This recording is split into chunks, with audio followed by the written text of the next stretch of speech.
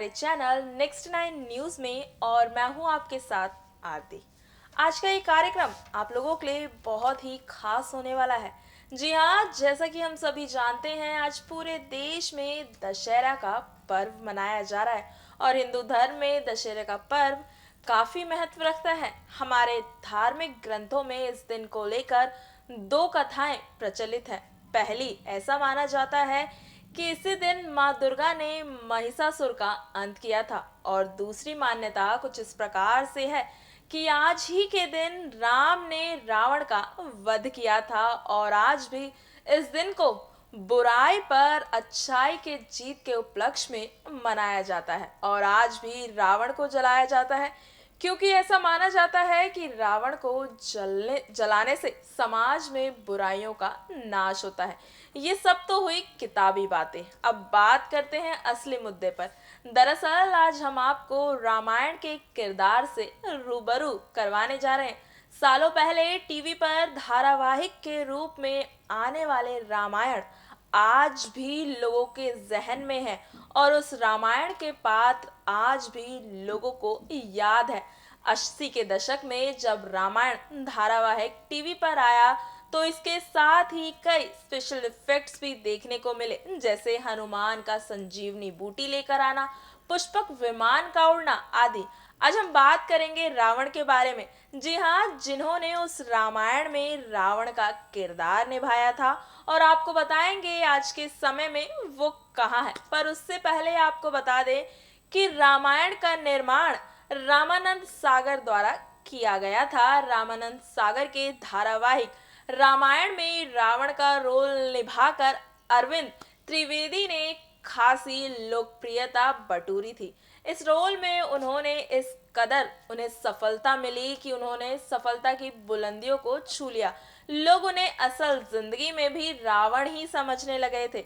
अरविंद मूल रूप से मध्य प्रदेश के शहर इंदौर से ताल्लुक रखते थे, लेकिन उनका जीवन गुजरात में बीतता।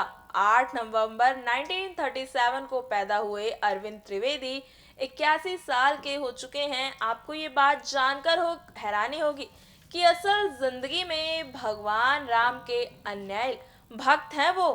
अरविंद त्रिवेदी राजनीति में भी अपना हाथ आजमा चुके हैं। रामानंद सागर ने रावण के किरदार के लिए करीबन 300 कलाकारों का ऑडिशन लिया था। जब ऑडिशन के लिए अरविंद त्रिवेदी आए तो उन्होंने भी अपना हुनर दिखाया तो वो फाइनल हो गए। रामानंद सागर ने वहीं ऐलान कर दिया कि तुम ही बनोगे रावण। अरविंद त्रिवेदी रामायण के अलावा कई सारे टीवी सीरियल्स और फिल्मों में भी अभिनय कर चुके हैं। इसी के साथ अगर हम आपको ये बताएं कि उन्होंने विक्रम और बेताल जैसे सीरियल में भी काम किया है, वहीं उन्होंने गुजराती और हिंदी की करीब 250 फिल्मों में अभी तक काम किया है। अरविंद ने रामायण के बाद विश्वामित्र नाम का एक धारावाहिक में भी काम किया था। अरविंद त्रिवेदी साल 1991 में गुजरात के साबरकांठा जिले से सांसद चुने गए थे। अरविंद त्रिवेदी ने पहाड़ से शरीर और गुजराती गरजती आवाज को दर्शकों को वो काफी ज्यादा डरा कर रखते थे। उन्होंने देखकर ऐसा लगता था जैसे वो असल में रावण ही हो और आज भी उनकी छवि लोगों के बीच रावण के रूप में ही है। अरविंद द्विवेदी को रामलीला देखने का बचपन में बहुत शौक हुआ करता था। वो अक्सर रामलीला में जाया करते थे। उनके बड़े भाई उपेंद्र द्विवेदी गुजराती थिएटर के जाने माने आर्टिस्ट माने जाते थे। उनके कदमों पर चलकर ही वो अरविंद अभिनय की दुनिया में आए थे। और यहाँ पर हम आपकी अधिक जानकारी के लिए आपको ये भी बताना चाहेंगे कि रामायण में रावण की मृत्यु होती है तो उसके बाद रावण का किरदार निभाने वाले अरविंद त्रिवेदी के गांव में भी शोक मनाया गया था उस समय पे।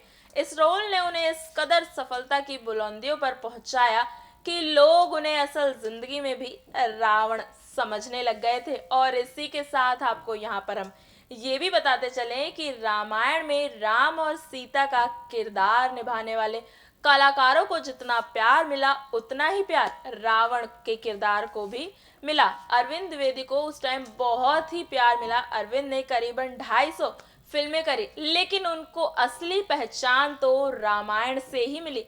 पर्दे पर उनकी हंसी, उनके आवाज की वो धमक सुनकर लोगों को यही लगता था कि जैसे सच में पर्दे पर रावण आ गया है। रामानंद सागर को रावण का किरदार खोजने में काफी मुश्किलें आई।